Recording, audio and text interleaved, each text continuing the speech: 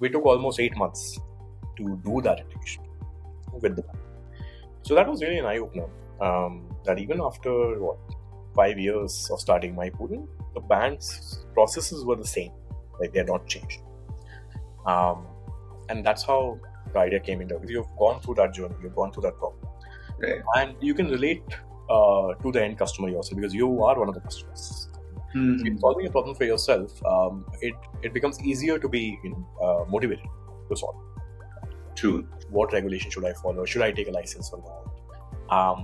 How should the data storage be handled? Right? So all those hundreds of Right. questions you get when it comes to a fintech product. So I think it's very important to not get into that trap, of just taking loans and loans and loans unnecessarily. Even after the subprime crisis, like the decade before that was also obviously because of the overuse of credit, so as to put it.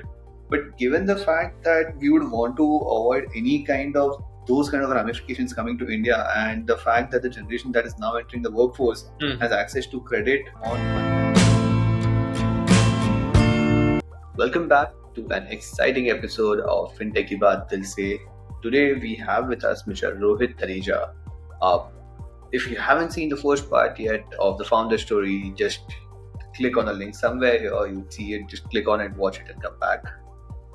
Having said that, moving forward, Rohit, you have been really insightful in our previous segment, Founder Story. You shared your journey, how did you got it building Decentro, what inspired you, and you shared some amazing advice for audiences out there. Thank you so much.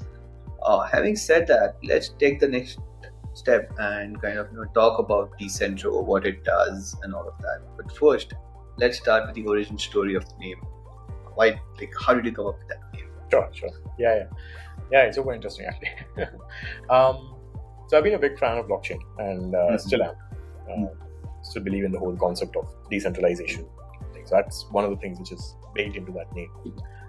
And interestingly, when we started, the original idea was something to do with blockchain, but the timing was wrong. So I think within a month, I decided, okay, this I pivoted pre-launch that this is not the right time. But the name stayed. And second, I think I was learning Italian at that time.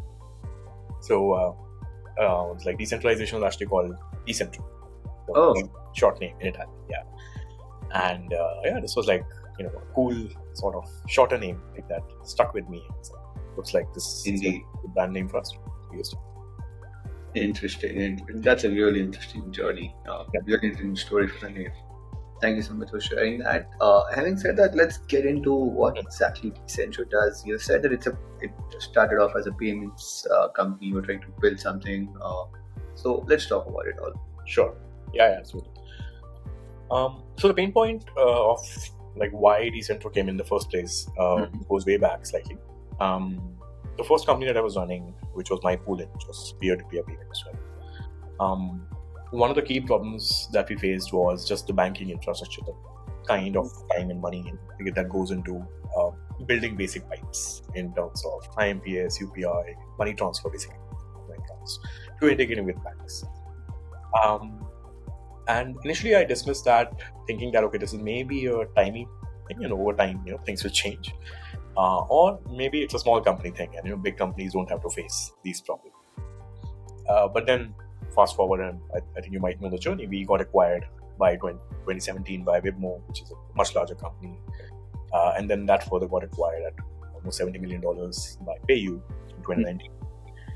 So we became part of PayU indirectly after the acquisition. And PayU, interestingly, was going through the same problem. They had to launch a payouts product. For those that are familiar with the payment gateway space, they might know Razor PayX as a common product. Very simple. So they said, okay, Razorpay has it, we don't have it, we need to build it. They gave me this problem that, okay, you build it because you've done these IMPS and UPI payouts in my pool. And I said, okay, sure, I can do it, but it will take me a while to figure out which bank partner should we work with, those kind of things. So that's how the origin, the pain point became stronger. Okay, even PayU at this scale is figuring out which bank partner to work with. And let's say once we figured that out, for example, in this case it was Citibank. we took almost 8 months to do that integration with the bank. So that was really an eye-opener. That even after 5 years of starting my pool, the bank's processes were the same, like they had not changed. And that's how the idea came in. We should probably build a banking as a service, like this middleware SaaS, which solves these problems for the companies. Right.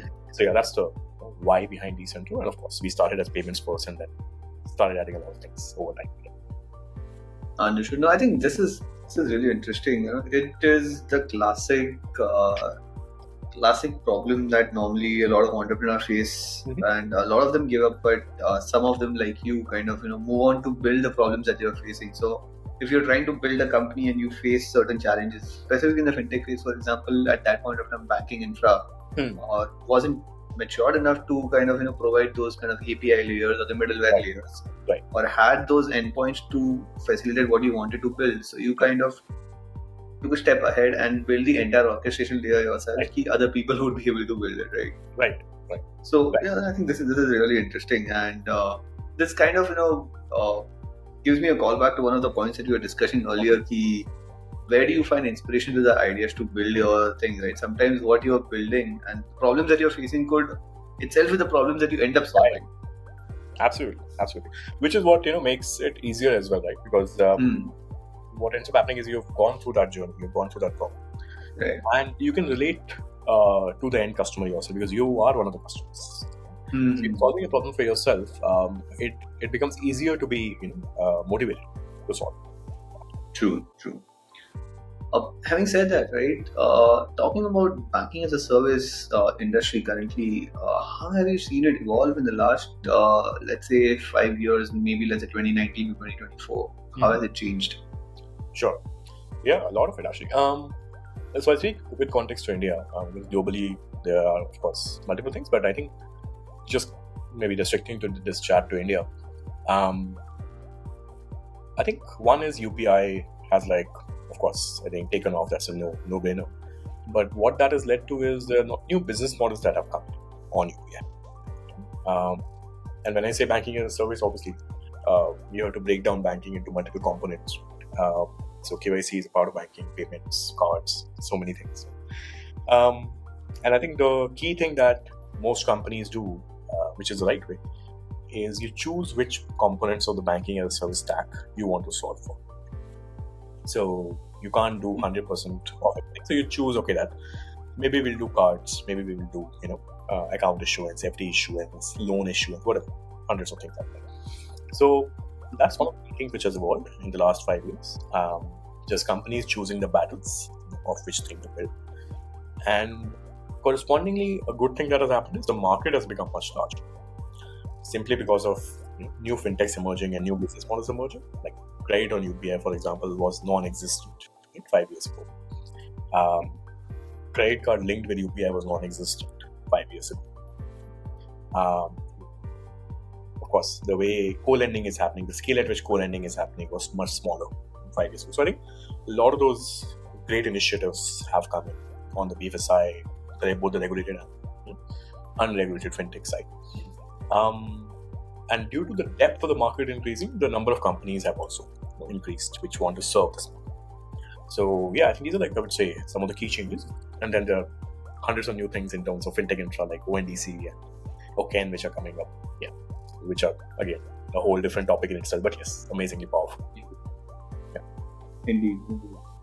I think completely agree with you. Having said that, right, when you look at Decentro, you essentially are kind of building from multiple verticals of fintech. You have some stacks that you have built for in lending, you have built some stack for payments, you have built stacks for KYC and all of that. Out of this, which sector as per you as of now is the most evolved from a technology perspective? And when I say that, what I also mean is how much have you seen the traditional institutions adopt technology in an agile manner? Sure. And which sector is supporting the most innovation as per you? Right. Yeah, sure. So I'll give you a quick, I think probably first an overview of what is Decentro's latest pitch, right? What's the latest vision?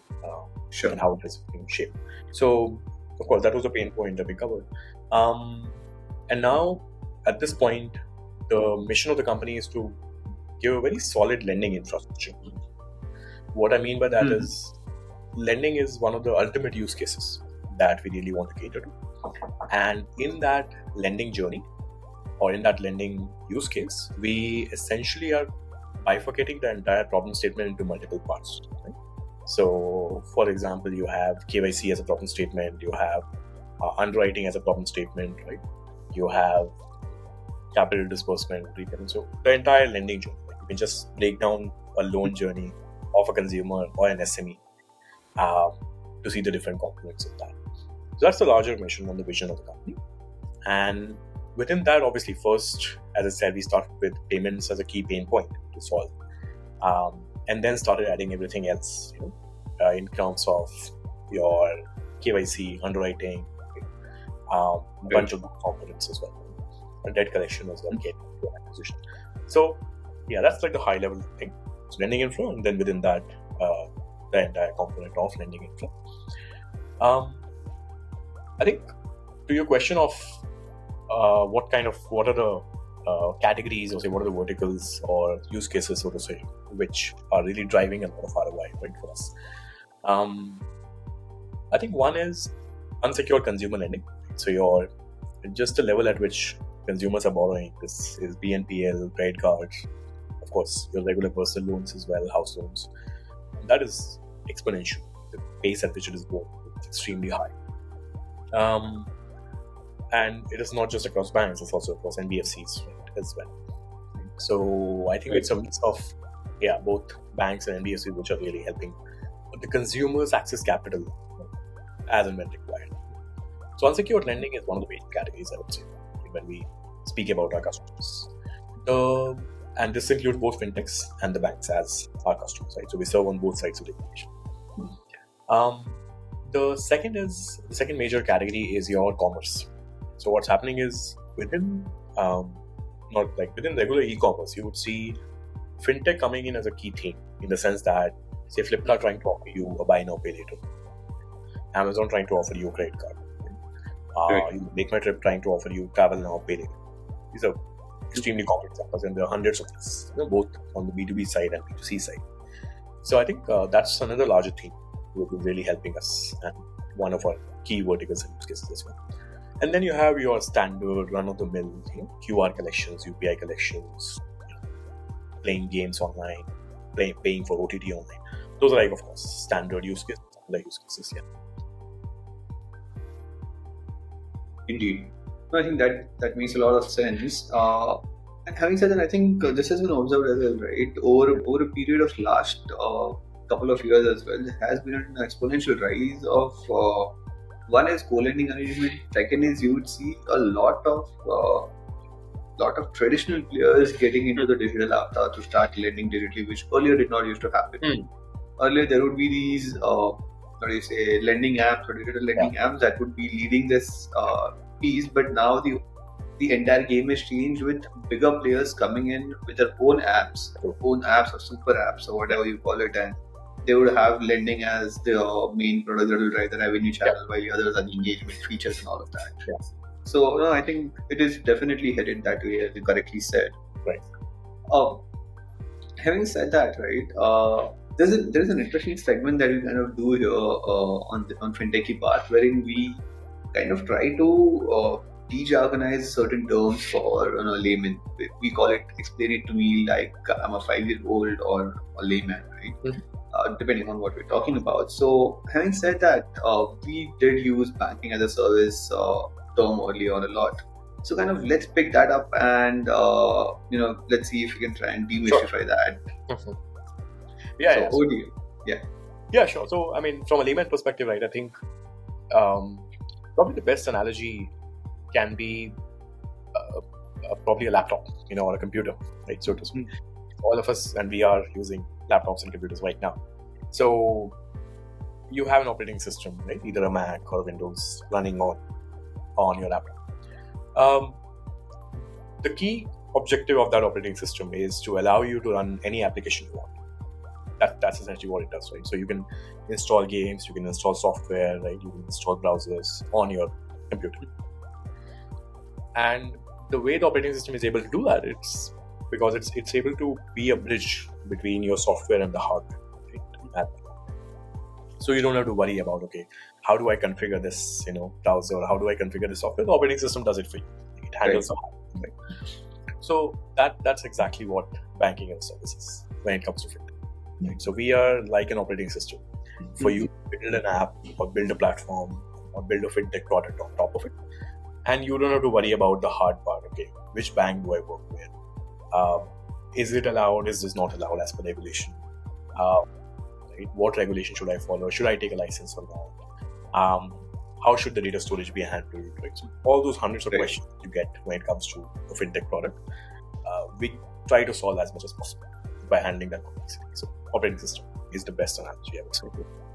Perfect. No, I think that kind of removes a lot of haze from this specific term, right? It has always been a bit unclear, and specifically when you talk about banking as a service, and then there is another term called embedded finance, and then there is a couple more, right? So how do you distinguish between them as well? Right, absolutely. So banking as a service is like the larger theme, I would say. Everything else is like a subpart, right? So embedded finance is where you're trying to offer some sort of specific financial service, like a loan or a card or a banking, a very specific financial service. That is really what is embedded finance. And the reason why it's called embedded finance is because it is embedded inside a larger use case. So your use case may be shopping, and within that shopping you're offering this as an embedded use case. So that's like a sub-theme of it. Yeah. So it's a subset of embedded banking as a service piece. Yes. Makes sense. So I think this clears out a lot of confusions. I think a lot of people, even the professionals, also have a bit of clarity dilemma when it comes to embedded finance versus banking as a service, because many times it is being used interchangeably in a lot of places. So just to reiterate, banking as a service is a wider term that can be used for entire gamut of services offered by a bank or financial institution, out of which embedded finance could be when those services are embedded by specific use cases or on specific platforms. That is when it can be called embedded finance. Correct. Absolutely. Perfect. Thank you so much. I think that clears out a lot of clears out here. Having said that, let's move on to an interesting piece where we kind of do a thought experiment to understand how the industry is evolving, or probably will evolve in the next few years, and the kind of impact that will have. So since you are big on lending in the current scenario, how would you see the economy, the macroeconomic factors being influenced if 30% of all the loans being disbursed are being done digitally? Sure. Right. Yeah, that's an interesting thought. I think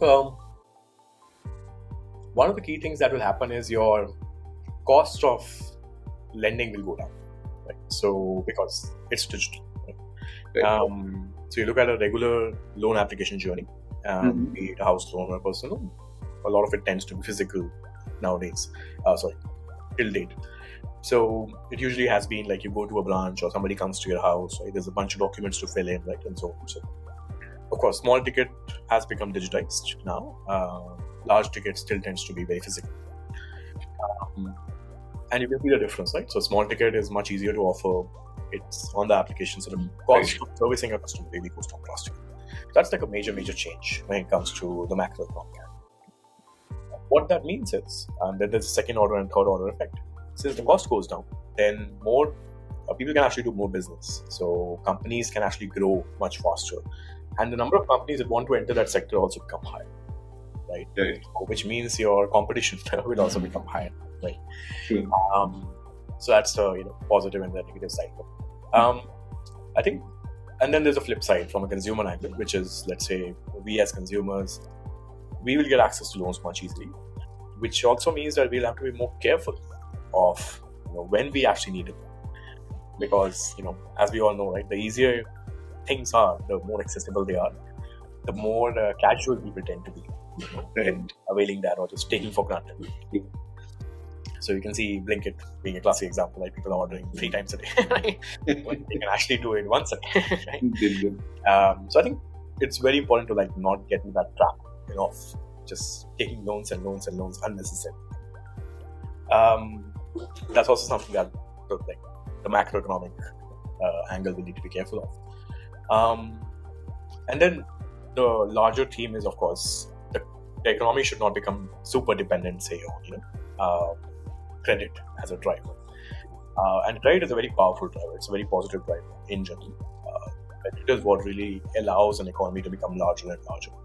But as I said, it has to be balanced, with very, very careful allocation. Otherwise, we can have financial crisis like 2008, so on and so forth. Yeah. Indeed. No, I think I'm really glad you touched on the second aspect of it, which is the consumer aspect and how it kind of impacts the behavior. Right. Because if you can draw parallels to this, the effect that this digitization would have with what the effect credit card industry had in the US in the previous decade, right, 2010, 2020. If you see, majority of the purchases in the US by the generation between 20 to 40 at that point of time were being made on credit, right? It was a credit-heavy economy. And that caused a lot of issues over the long run. Even after the subprime crisis, like the decade before that was also obviously because of the overuse of credit, so as to put it.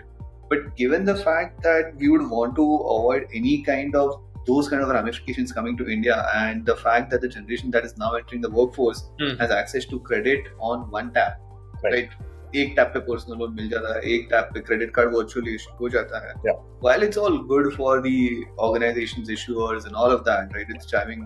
Credit is what's driving revenue right now in fintech. Until and unless insurance becomes super mainstream. But when you talk about the flip side of it, which is the consumer angle, it really does have a lot of impact when it comes to the way it changes your behavior, right?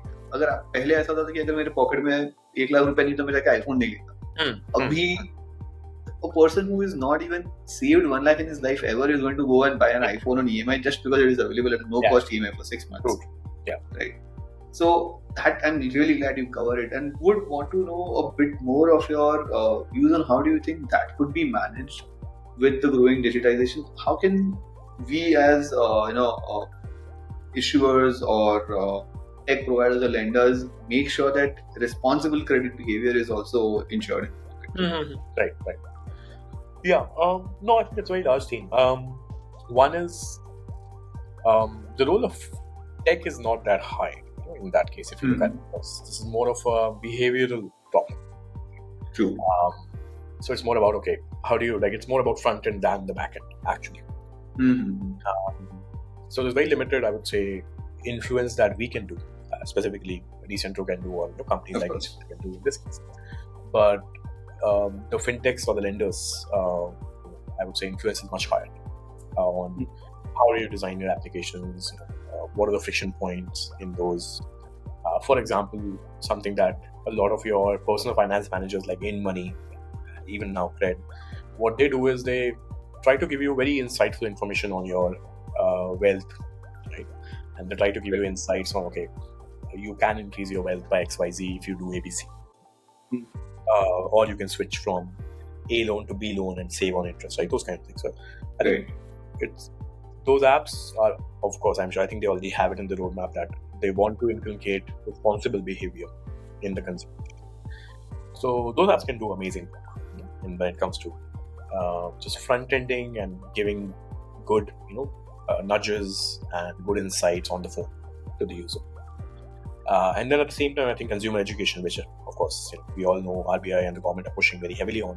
That you would have seen these adverts and alerts from RBI as well as the government departments on how to understand credit. For example, how to understand your credit report. It's a very important thing. A lot of consumers are still not aware on how to read their credit report. What does it mean to have a credit report, and what factors play a role in that. So very, very basic stuff like that. I think it's a matter of time and educating these consumers, have the patience to do that. So I think that's really the fundamental thing that will help. And then the second is, of course, just making sure that you yourself set a good example. Right? Say, for example, if you have a large social circle, or in our case, for example, this recording will reach a lot of people. So we convey this message to them that, hey, you cannot just be in a vicious lending cycle. Be very careful of why you are taking what you take. No, perfect. I think that is very rightly said, and this is purely something that can be done through awareness creation, as you rightly said, by various front-end parties that are involved. And that is happening to a large extent. So I hope that drives responsible credit behavior. Having said that, I wanted to take a step back and talk about one of the least digitized sectors in lending, right? The home loan area or the LAP area, right?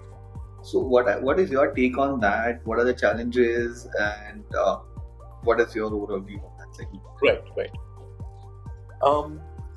So I think this is a sector which is obviously very attractive. It's one of the largest sectors in terms of loan quantum, and the banks have it very well covered. So most banks cater to it. Also, it's a easy sector to underwrite. But it's not a very hard sector to underwrite because you just need to quantify the property and the builder and all that. Right? So it takes paperwork, but there are quantifiable parameters that you can put in. So in our case, obviously, we do not cater to home lending as a use case yet because it comes under secured lending. Slightly different from, say, the unsecured flows. But yeah, I think from a overall economy angle, this is one of the fastest growing sectors apart from the unsecured lending. I think the key thing which is really driving, and I think it's a no-brainer, the kind of urbanization. Right? You see the kind of migration that is happening across tier 1 cities, right? People moving to Mumbai, Pune, Hyderabad, Bangalore, everywhere. And those are the ones that are really driving a lot of this behavior. The best part about, I would say, this is as long as you have really quantitative, good insights on the builder and the property, and you obviously are taking it for a long term because properties are heavy investment, the chances of default are negligible. So as long as you safeguard it from both ends, the chances that the consumer will not pay will be very negligible because he knows he has to live in that house, right? And hence the banks are very attracted to it, right? So I think from a low NPA and a high quantum perspective, it's a very, very lucrative segment. And yeah, I'm personally bullish on it. I have taken a home loan at some point, so I've gone through that journey and I've seen that journey. So yeah. Indeed. Having said that, let's move on to the last part of this specific segment, in which I want to understand from you on which emerging technologies are you really excited about, first in general overall, and then secondly in context of Decentro as an organization, and which ones have you already started experimenting or tinkering? Sure. Oh, there are a lot of them. I think overall, at a very macro level, super excited about what's happening on the space frontier, just space tech, right? Deep tech when it comes to satellites, rockets, right? If you just look at what SpaceX is doing, obviously in the US, and then there are a couple of companies in India who are trying to build rockets, of course, and trying to build satellites. This is something that is new because India has not been a very deep tech country for a long time. And personally, I'm super bullish on that, really super excited. And India needs to become a deep tech country because there is a lot of untapped potential on that. And then coming more specific or more closely related to Decentro or Fintech, for example, I think Gen AI in the BFSI context, right? Like using Gen AI for specific Fintech use cases. For example, one of the things we are experimenting right now is can we make a bot that can behave almost like a human being when it comes to your audio calling, right? Like the kind of questions that we are discussing here. Right. Obviously, this is more of a one-on-one discussion, but say if there is a consumer product discussion, like you want to avail a product or you want to discuss your existing personal loan, so a bot should be able to answer those questions too. Because 95%, 96% of the questions will be common that consumers will have. Makes sense. So I think that's like a very interesting problem statement that we are tinkering with. Right?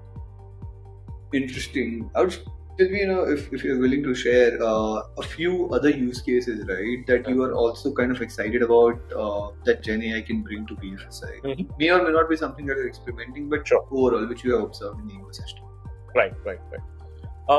Yeah, absolutely. I think one is even replacing a branch, right? So you look at bank branch role is mostly limited to just paperwork, right? Just shuffling paper here and there, right?